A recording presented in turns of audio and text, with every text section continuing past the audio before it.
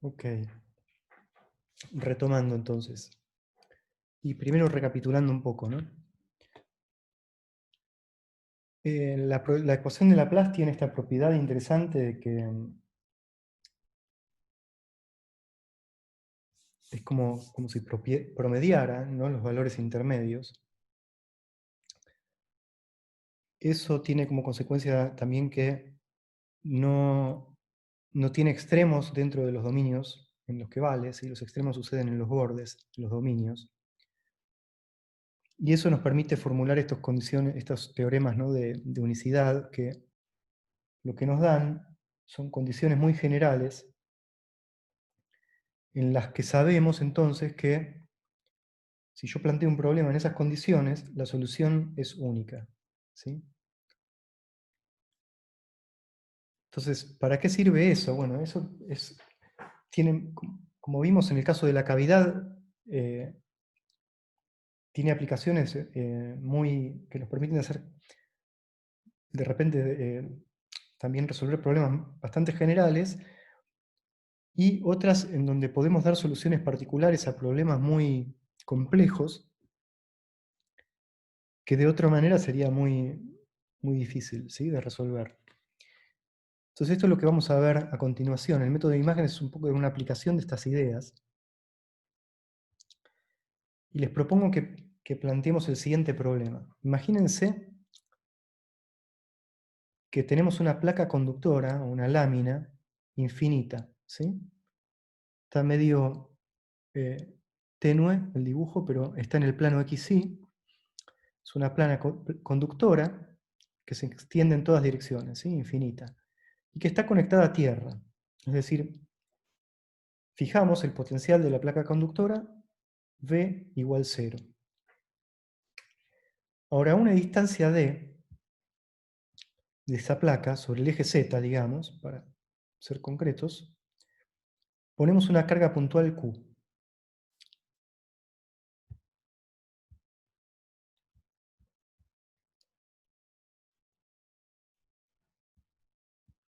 A ver, sí. Entonces la pregunta es, ¿cuánto vale o cuál es el potencial VDR en la región del espacio ubicada por encima de la placa, ¿sí?, para Z mayor que 0? Nos interesa el potencial en esta región. Entonces, de movida ven que es un problema difícil, ¿no? Si bien conocemos la carga Q y dónde está ubicada, ¿no?, en la coordenada Z, la posición D, la presencia de esa carga Q va a generar cargas inducidas en el conductor, que desconocemos en principio, ¿sí? Entonces, ¿cómo voy a resolver el potencial en una región del espacio en donde desconozco dónde están las cargas, ¿no? Es este tipo de problemas el que mencionábamos al principio. Bueno, el truco o la gracia, digamos, es que estamos en condiciones de usar el teorema de unicidad, ¿no? Si lográramos sacarle el jugo. Tenemos una ecuación de Poisson, ¿no?, en la región Z mayor que 0, porque sabemos dónde están las cargas, está la carga Q en esta zona, y tenemos el valor del potencial en el borde de la región, que es Z igual 0.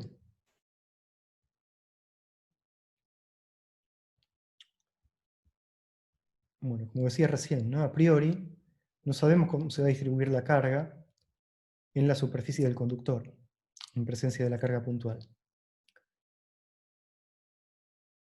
Pero formalizando un poco el problema, entonces lo que queremos resolver es la ecuación de Poisson para z mayor que 0, cuando tenés una carga puntual Q en 0, 0, D, con la condición de contorno B igual a 0 en Z 0, ¿sí?, y B tendiendo a 0 lejos de la carga, ¿sí?, para R cuadrado mucho mayor que D cuadrado, tenemos esta condición de contorno. Entonces, por el teorema que vimos hace un ratito, sabemos que hay una solución única a este problema. ¿Sí? Entonces, si por algún artilugio o algún pase de magia llegáramos a encontrar una solución, una función BDR, que cumpla con las condiciones que están formulado este problema, entonces esa sería la solución de este problema. Bien, el método de imágenes nos da una forma, ¿sí?, que nos permite resolver este tipo de problemas. El truco es, nos olvidamos por completo del plano conductor. Olvídense del plano. Desaparece el plano. Vamos a resolver otro problema, que en apariencia es completamente distinto, ¿sí? Vamos a resolver el problema de dos cargas puntuales. Una carga Q a una distancia D del origen y una carga menos Q a una distancia D del otro lado, ¿sí?, del eje Z. Es decir, está ubicada en las posiciones D y menos D. Y esto lo tengo que rescanear porque está horrible, se ve muy mal. Bien. Háganme acordar si no que vuelva a subir el apunte este. Bien. Entonces, el potencial de dos cargas puntuales es muy fácil de calcular por superposición, ¿no? Es 1 sobre 4 pi epsilon 0 por Q sobre R. En este caso, R menos y R más nos dan las contribuciones de la carga Q y la carga menos Q, ¿no?, en algún punto del espacio.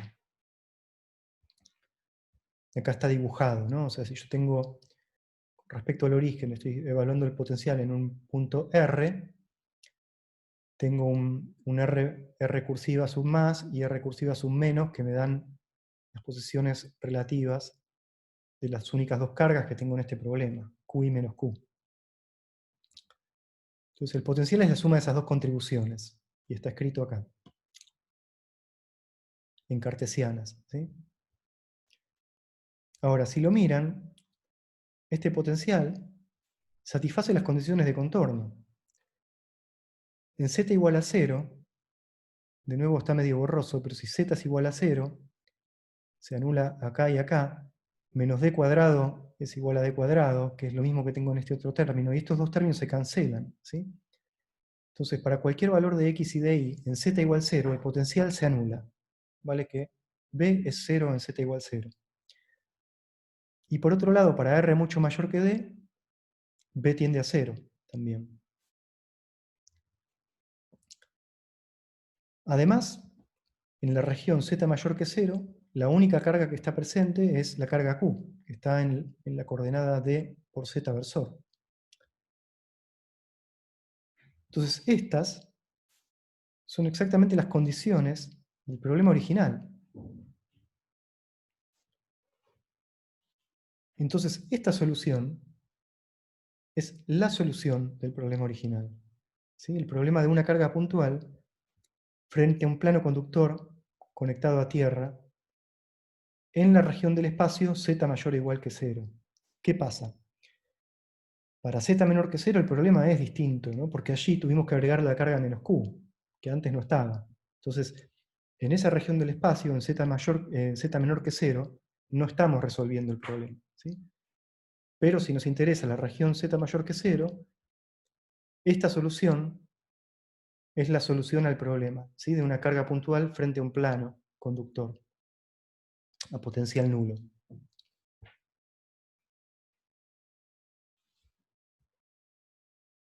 Entonces, está claro que ¿cómo se dice?, la virtud o el poder del método de imágenes se basa muy fuertemente en el teorema de unicidad. Es el teorema de unicidad el que me está diciendo, bien, encontraste una solución con las mismas condiciones, esa es tu solución, es la solución del problema que querías resolver, ¿no?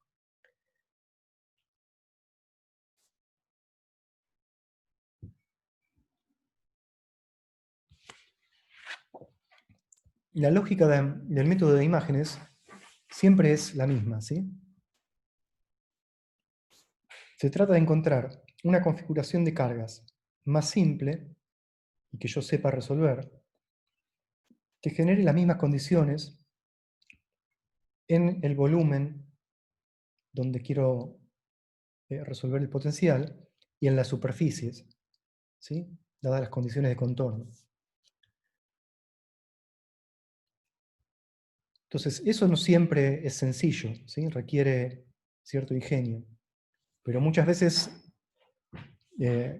ahora les voy a brevemente mostrar otro ejemplo, entre un ratito, donde podemos ver formas más flexibles de plantear soluciones del método de imágenes para ajustar algunos parámetros y tratar de encontrar una solución, ¿no?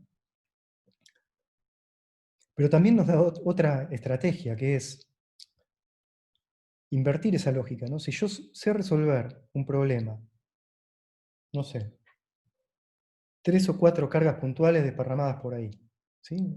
Eso lo puedo resolver por superposiciones, sencillo, puede ser laborioso de escribir, pero lo puedo resolver. Ahora, si encuentro las superficies equipotenciales de ese problema, que es un problema geométrico, ¿no? de encontrar las superficies donde el potencial es constante, entonces automáticamente sabemos resolver el problema en el que ubicamos una superficie conductora de esa forma, que tenga la forma de las equipotenciales, conectado a una batería que tenga el potencial determinado en esa equipotencial, ¿sí? De repente sé resolver ese problema también. ¿Por qué? Porque el teorema de unicidad me dice que, dadas que las condiciones son las mismas, la solución es la misma. Y así, cuando la gente se dio cuenta de esto, proliferaron un montón de soluciones estrafalarias, ¿no? De problemas más complicados.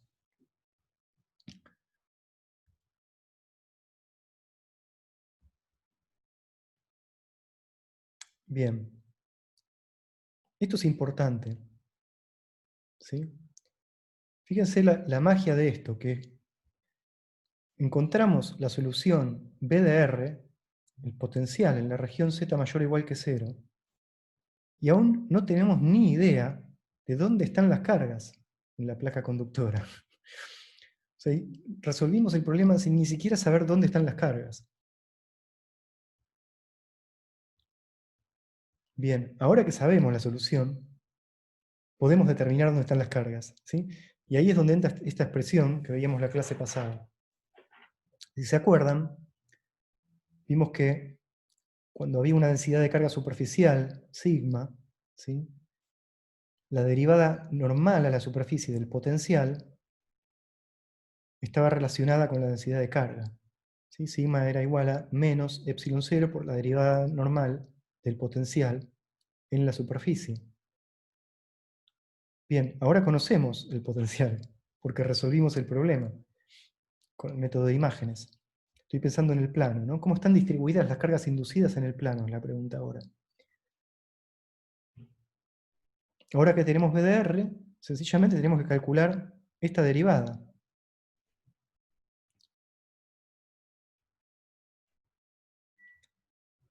Para el plano, ¿no? El conductor en el plano XY, la dirección normal es Z versor. Entonces tenemos que calcular la derivada del potencial con respecto a Z y evaluarla en el lugar del plano, ¿sí? En Z igual a 0. Entonces derivamos la expresión del potencial, que es la que escribimos más arriba, es esta expresión, con respecto a Z. Z aparece acá y acá, ¿no?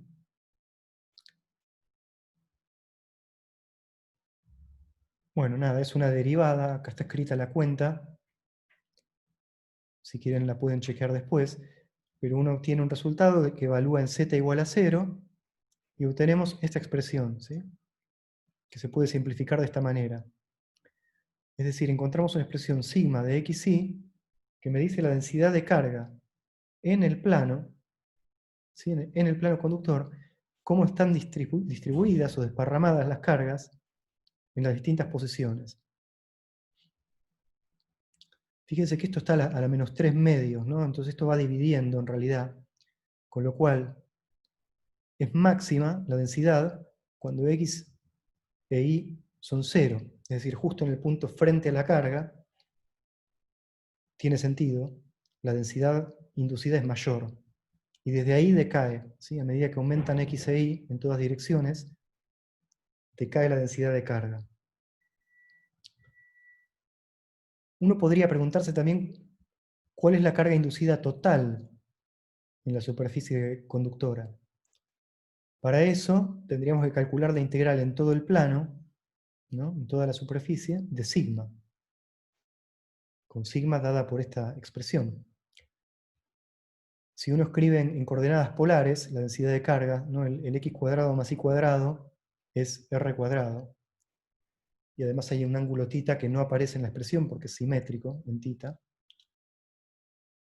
Entonces la carga total inducida va a ser la integral doble de sigma diferencial de r de θ, ¿no? Este es el diferencial de superficie en polares. La integral de θ sale limpia, es 2π, y esta otra integral se puede resolver por sustitución. De nuevo, los detalles de las cuentas se los dejo a ustedes para que los chequeen, pero lo que obtengo como resultado es que la carga inducida es menos Q. Es decir, el valor de la carga inducida sobre todo el plano es menos el valor de la carga que está en la posición D frente al plano.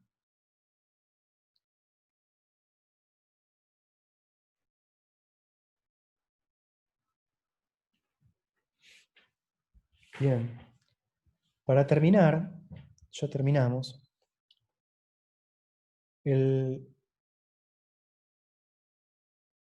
Cuando hablamos de conductores la clase pasada, vimos que aún un conductor neutro podía experimentar una fuerza en presencia de cargas o de campos, ¿no?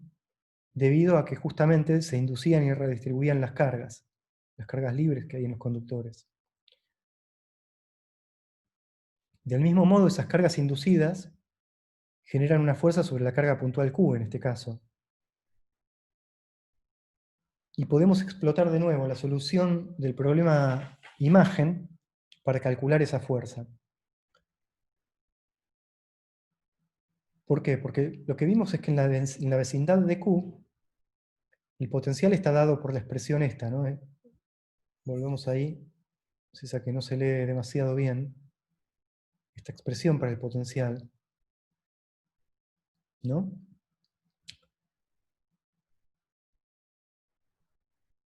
¿Dónde estoy? Bien, el potencial cerca de Q está dado por esa expresión.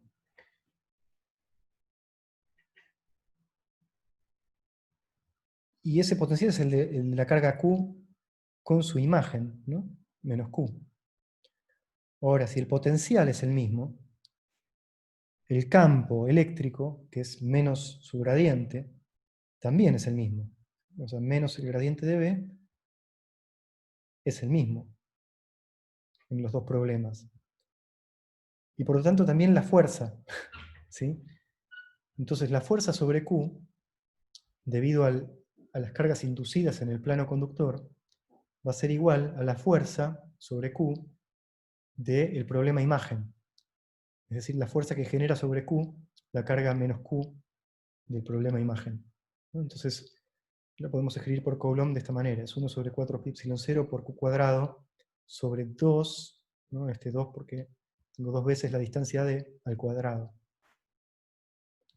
En la dirección de menos z, ¿no? Porque es atractiva.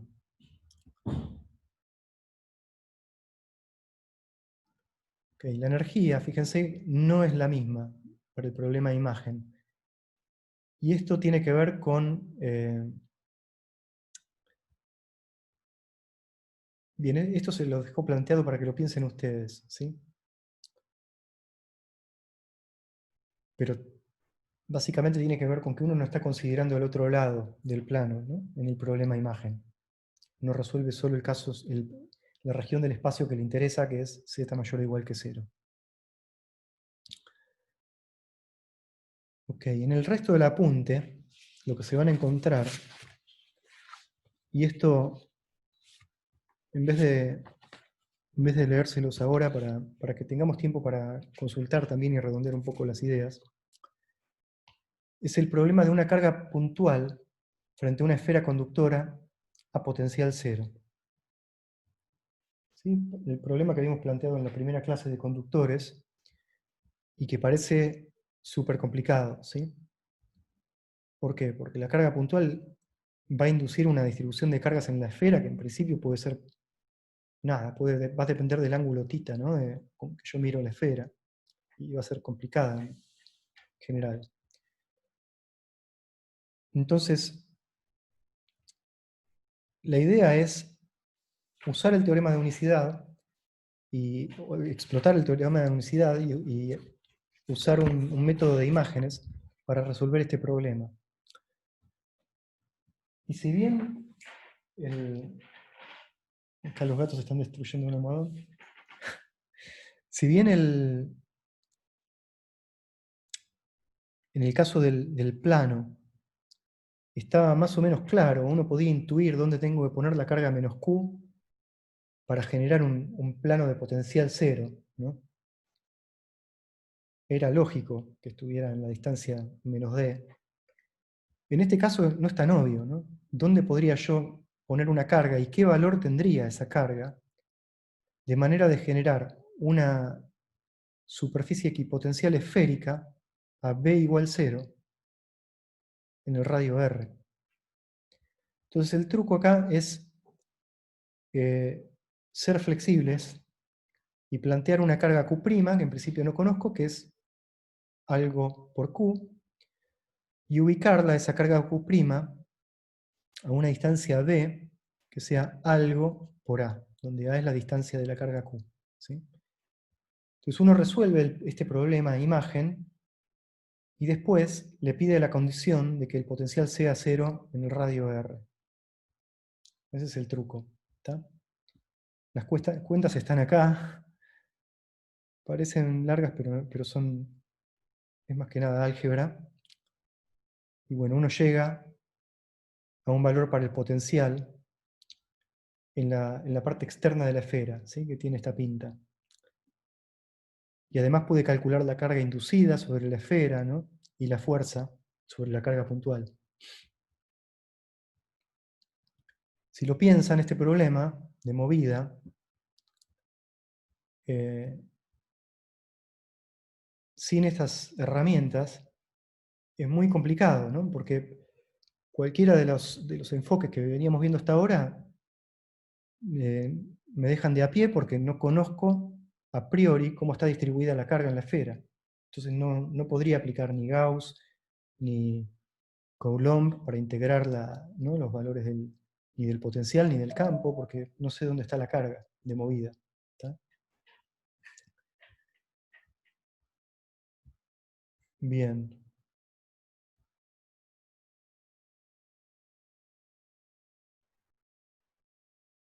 Bueno, yo terminaría en este punto, entonces les dejo esto para que lo lean ustedes. Si mal no recuerdo, es un problema que está en la práctica también, así que ya lo tienen encarado o resuelto ahí. Si quieren podemos quedarnos un rato con preguntas o charlando de lo que sea, de la primavera.